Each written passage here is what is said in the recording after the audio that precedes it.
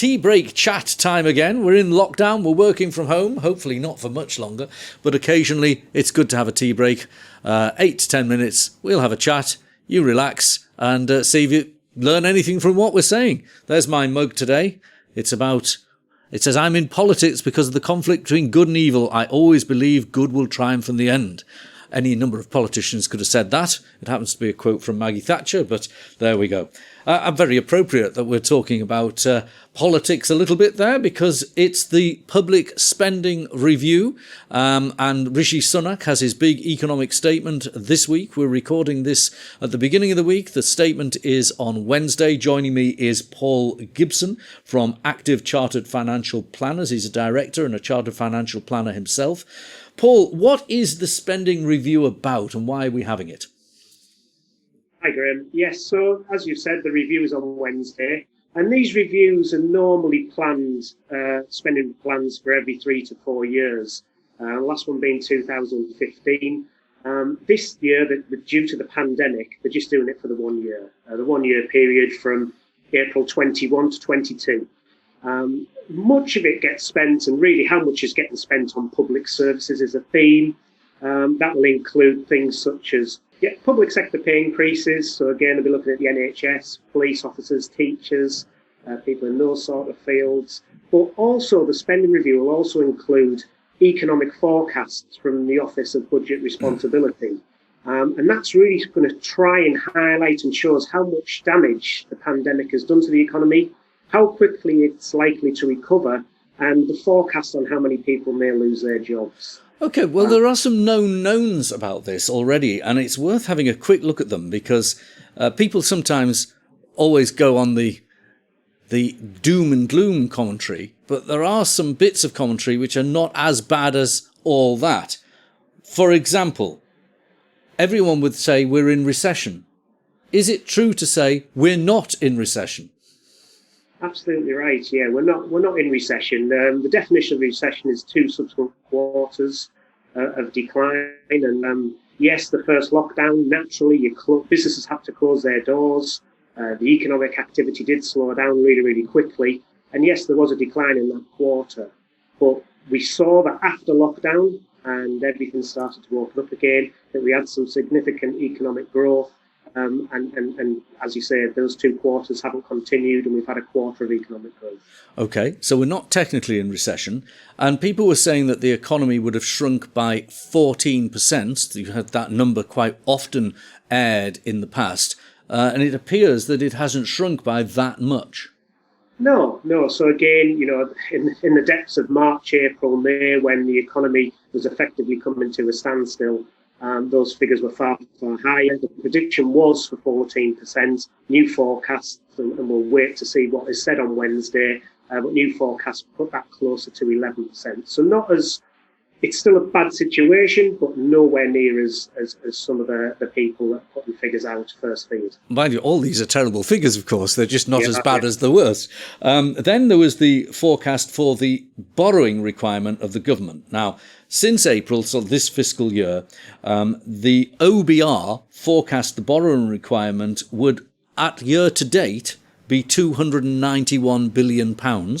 Yet the data that was released on Friday says that the borrowing was 214 billion, so nowhere near. Quite a large difference between what was forecast and what actually has been borrowed. Still a lot. Yes, still an eye-watering amount, but yes, absolutely. Before the pandemic, the government was forecast to borrow around 55 million in this fiscal year. But yes, it's around about the 215 billion marker. And the forecast now, again, these are just forecasts. They're looking by April, somewhere around the 370 billion marker. But where we are year to date, yes, you're right. It's far less than what was anticipated. And again, context, in the downturn from 2008, it was 158 billion.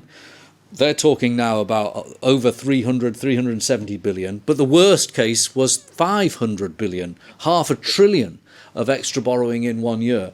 Again, context, it does mean the national debt of the UK is over over £2 trillion, which is more than 100% of GDP, which has never really happened, has it?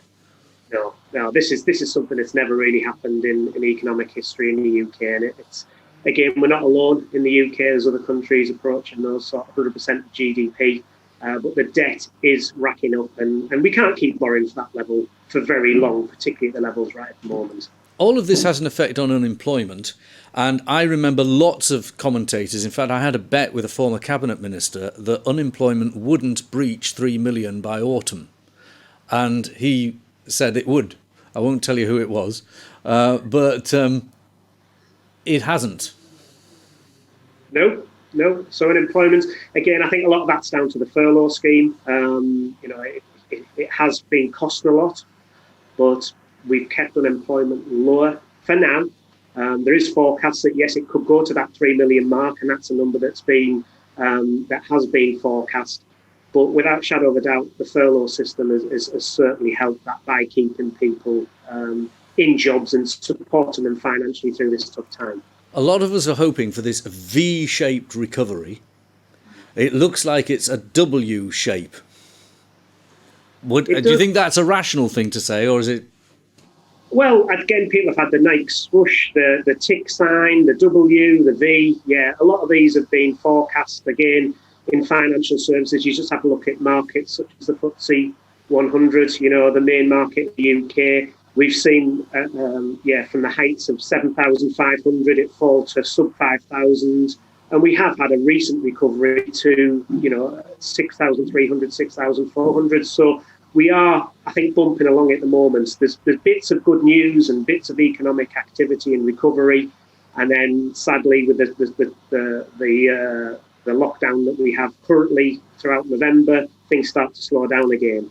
I worry about a K shape, where people like you, and maybe like me, are doing okay. Yeah. But other people, they're drifting down because they may be in different types of jobs. There may be young people who haven't got on the ladder of employment yet, and they're not able to get into the office to train. That's what I worry about. Yes, yeah, it is. It's going to be extremely difficult. It just seems as we've kicked the can down the road, particularly with students sitting exams, people trying to get that foot on the first ladder, on the first rung on the ladder for employment. Everything seems to have just come to a little bit of a halt, or at least deferred for a number of months. And 2020 has certainly been that year where all plans have effectively been ripped up and pushed down the road to 2021. And let's hope that a lot of these actions that have been deferred, people can pick them up again and really get going again once this pandemic is finally sorted. We only got a couple of minutes left. Let me just ask you this big question. We're talking about the deficit and so on. In the 80s, Margaret Thatcher wanted sound money. You couldn't borrow and borrow and borrow. And the deficit was something that she targeted to get public borrowing correct. Ronald Reagan said, the deficit's so big it can look after itself. Which way do you think Rishi Sunak's going to go? It's difficult. I think, for me, I think that he will certainly look to invest. We've got two options, as you say. You cut borrowing. What does that mean? Well, we spend less on public services, or do we borrow more to support the economy? He's made it quite clear that they won't do austerity, and we must go for growth, which I think is the right option. There's huge commitments already being made. We saw the report last week on defence spending. We still got HS2 to pay for, furlough scheme.